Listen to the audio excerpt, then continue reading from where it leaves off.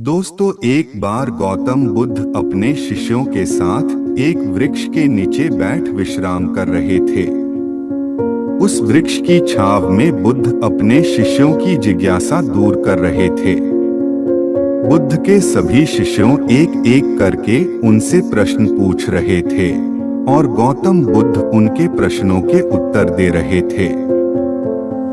बुद्ध के उन शिष्यों में कुछ शिष्य ऐसे भी थे जो कुछ समय पहले ही संघ से जुड़े हुए थे, जिसके कारण अभी उनके भीतर वह समझ पैदा नहीं हुई थी जो गौतम बुद्ध के प्रवचनों को समझ सके।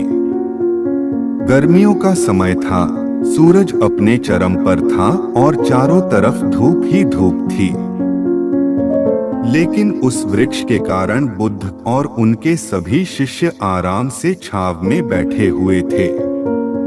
इतने में ही गौतम बुद्ध के एक शिष्य की नजर एक बूढ़े व्यक्ति पर पड़ती है जो उस वृक्ष के पास से ही गुजर रहा था। वह शिष्य उस बूढ़े व्यक्ति को देखकर अचानक से ही हंसने लगता है। उस बूढ़े व्यक्ति की उम्र बहुत ज्यादा हो गई थी, जिसके कारण उसकी कमर मुड़ गई थी। उस बूढ़े व्यक्ति के हाथ में एक डंडा था, जिसका सहारा लेकर वो बूढ़ा व्यक्ति अपनी मंजिल तक पहुंचने का प्रयास कर रहा था। उस बूढ़े व्यक्ति का शरीर केवल हड्डियों का ढांचा मात्र था।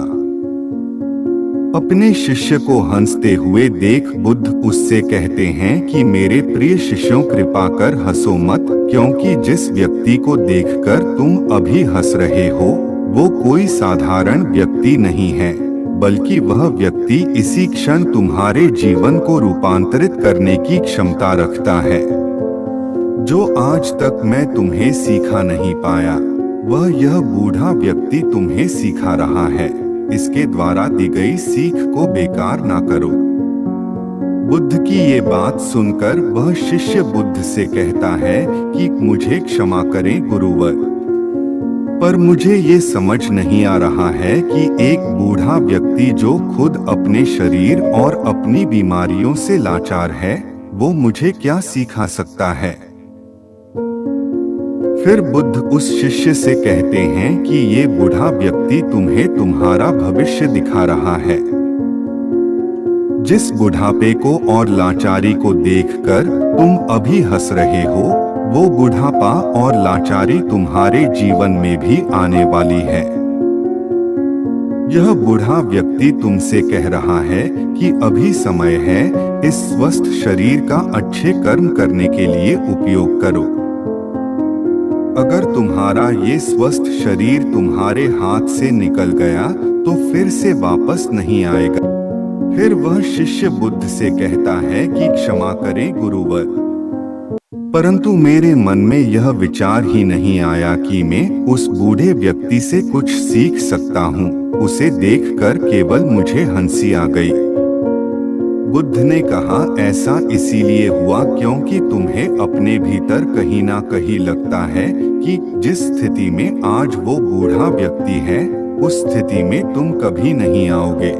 जिस बुढ़ापे का और लाचारी का सामना आज वो बूढ़ा व्यक्ति कर रहा है, तुम्हें लगता है कि उसका सामना तुम कभी नहीं करोगे, इसीलिए तुम उस बूढ़े व्यक्ति को देखकर हंस दिए। तुमने सच्चाई को नजरअंदाज कर दिया।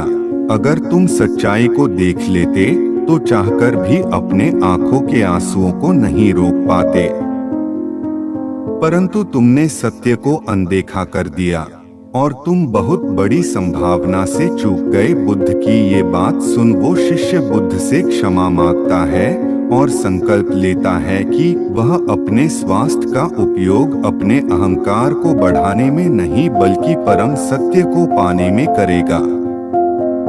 दोस्तों, हमें दुनिया के हर गतिविधियों से कुछ न कुछ सीखना चाहिए और अपने जीवन में उतारना चाहिए, क्योंकि समय किसी के लिए रुकता नहीं।